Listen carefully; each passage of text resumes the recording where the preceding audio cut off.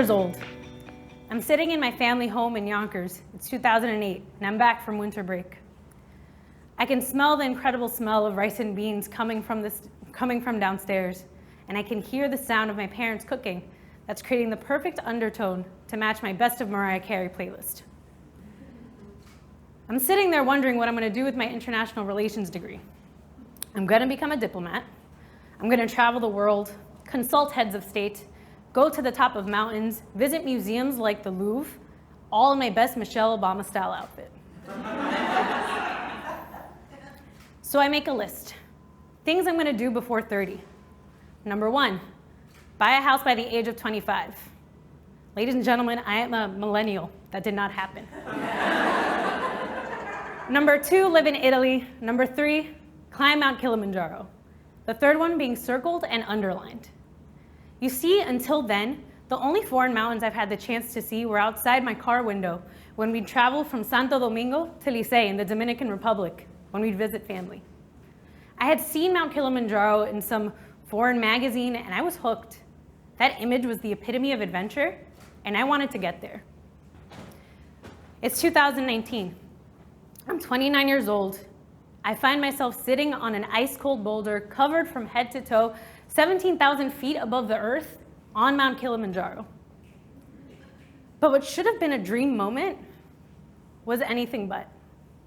Through teary eyes, I remember staring at my team, terrified. Something was terribly wrong. You see, with 50% less oxygen, I couldn't breathe. I got sick the day before we had to summit, which wasn't helping, and I had to cover my face because the air was so freezing cold. I couldn't breathe, and I honestly felt like I was gonna die. At that moment, Samuel, one of our guides, taps me on the shoulder and says, "Hilda, get up. We gotta go. Pole pole." That mantra they made us memorize in Swahili so that we would go slowly. Get up. This man has had me walking 6 straight days. I'm exhausted. It is freezing. I can't breathe. I can't. I won't. I can't. At that moment, I see my team picking up their trekking poles and gear and they're ready to go. And I realize that I had a choice.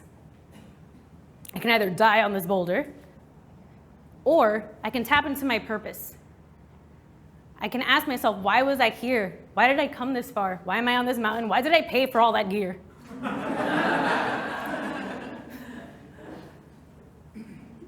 I'm gonna get to the top of this mountain, and I'm gonna get there alive. By the time we hit the first ridge, we're walking into a snowstorm. My lungs are constricted because I can't breathe any longer. My legs feel like sand and they're about to just fall into the ground. Okay, I'm gonna die up here. I'm not afraid of death. My grandmother, who's a devout Christian pastor, always says, "Dios me protege." God protects me. Granted, she was saying this when she refused to put on her seatbelt in the back seat. But in this moment, that should apply too.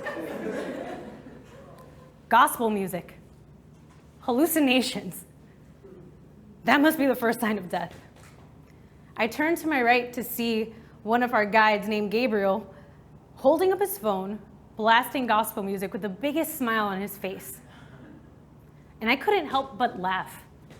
Gabriel, playing gospel music. Faith, there you are. Universe, I see what you're doing. So with faith by my side, I took those steps. Welcome to the roof of Africa. We made it. I made it. And I'm alive. And it was the most beautiful thing I've ever seen. All the stones were covered in snow, the snow-covered sign. We're so excited to take pictures in front of this sign. And everything was a beautiful purple hue, like lavender come to life. It's an image I will never forget. But it was so cold that we had to quickly turn around. You see, what they don't tell you when you're going up the mountain is that you have to get down. Getting down Mount Kilimanjaro is like walking in 6 inches of quicksand at a 90-degree angle. At least to me it was. I fall once, I fall twice, I'm about to fall for a third time when all of a sudden I feel both my arms lifted up into the air and my legs are being dragged down this mountain because 2 angels have come to pick me up. And these 2 angels were my porters. They were my team. And I was so grateful.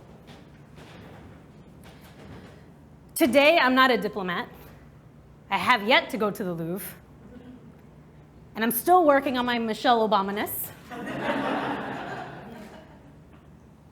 But I'm a proud social entrepreneur that's running that same family business that got me to the top of that mountain.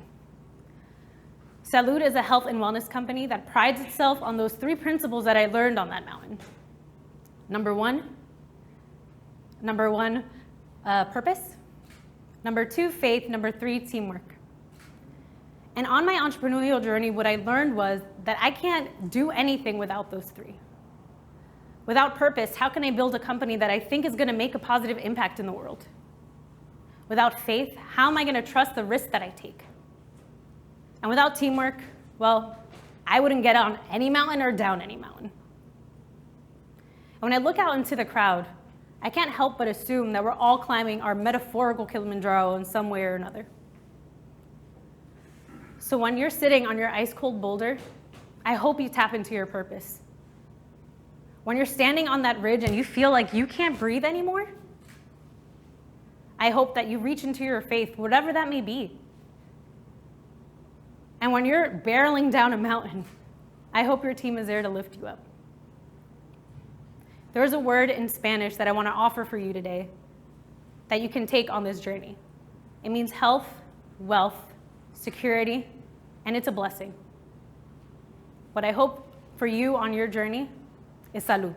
Thank you.